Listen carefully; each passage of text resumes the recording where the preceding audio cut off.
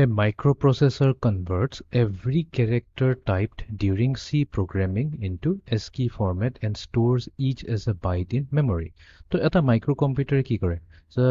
ই কি কৰিব আমি যি character type কৰি যাওঁ নাই যে আমি কোডিং কৰো বুলি কয় যেন কয় তো কোডিংত আমাৰ characters বোৰ ইউজ হয় alpha numeric characters ইউজ হয় তো সেই character বোৰ যেতিয়া আমি C programming লিখিব কাৰণে টাইপ কৰো এটো কি হৈ যায় ASCII formatত convert হয় আৰু তেতিয়াহে আমি convert কৰাৰ পিছতহে এটোক আমি as a byte memory store কৰিব পাৰো তো আমাক কৈছে calculate the binary data that will be stored when someone types the C statement কোনবাই যেনিবা এটা if statement to type কৰিলে C language যে if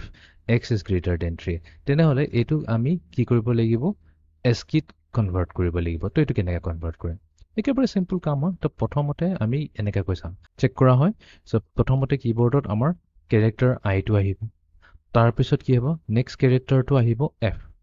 f ৰ পিছত কি আহিব ব্ৰেকেট আহিব নেকি নো f ৰ পিছত ব্ৰেকেট নাই f ৰ পিছত আহিব স্পেস বাৰ টো আহিব because আমি এটা স্পেস এটা দিছো হেতু এজ আ ASCII কোড আহি যায় তাৰ পিছত আমাৰ কোনটো আহিব ওপেন ব্ৰেকেট আহিব তাৰ পিছত x আহিব তাৰ পিছত greater than symbol টো আহিব and then 3 আহিব and finally আমাৰ ক্লোজ ব্ৰেকেট টো আহিব তো ইন টোটাল কিমান হৈছে ইয়াতে ক্যাৰেক্টাৰ 1 2 3 4 5 6 7 8 তো ইয়াতে টোটাল 8টা ক্যাৰেক্টাৰ ইউজ হৈছে এতিয়া আমি কি কৰিম আমি এটা ওয়েবসাইট এটা আছে যোনটো হৈছে মই ইয়াতে ওয়েবসাইটৰ নামটো লিখি দিও এটো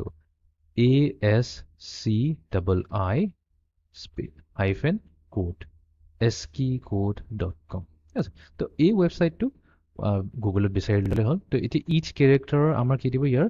corresponding hex code to আমাক দি দিব আমাক হেতু কৈছে calculate the binary data that will be stored এটা binary data calculate কৰিব কাৰণে আমি প্ৰথমতে কি কৰিম আমি i ৰ হেৰিটো লৈ লম আমি ইয়াৰ hex equivalent টো লৈ লম ইয়াৰ hex টো লৈ লম তো এতিয়া আমি মই টেবুলৰ পৰা মই ডাইৰেক্টলি ভ্যালুখিনি নোট ডাউন কৰি লৈছো এটো জাপলে এবাৰ চেক কৰি লব পাৰিব তো i ৰ যোনটো hex code হ'ব হেতু হ'ব 69 f ৰ কাৰণে হ'ব 66 then space bar ৰ কাৰণে হ'ব আমাৰ 20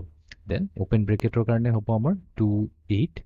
x or karne hobo amar 7 8 then greater than symbol to karne hobo amar 3e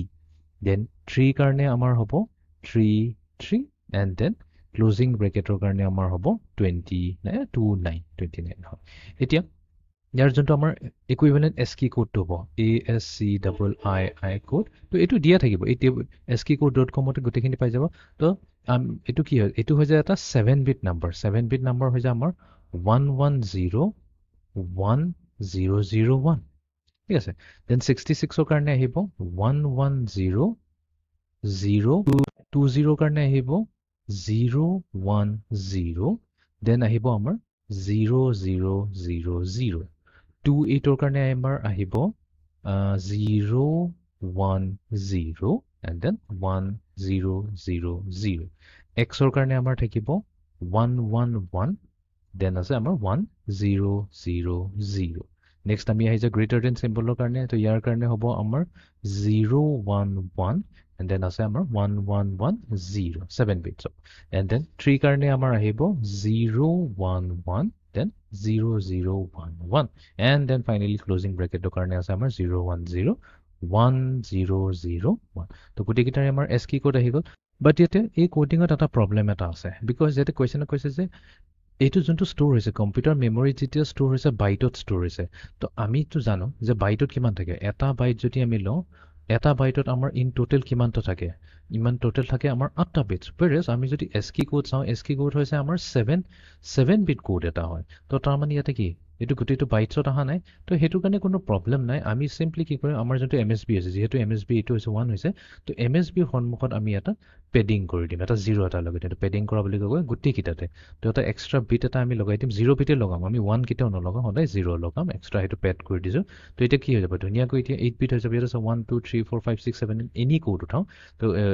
any আমি ক্যাৰেক্টাৰ উঠাও গুটি কিটাৰ আমি 8 বিট হৈ গল 8 বিট হৈ গল তো এনেকা কৈ আমি স্টোৰ কৰিম বিকজ ক্যালকুলেটৰ বাইনাৰি কৈছে তো এটো এটা কি গল এটো এটা 1 বাইট হৈ গল এটো 8টা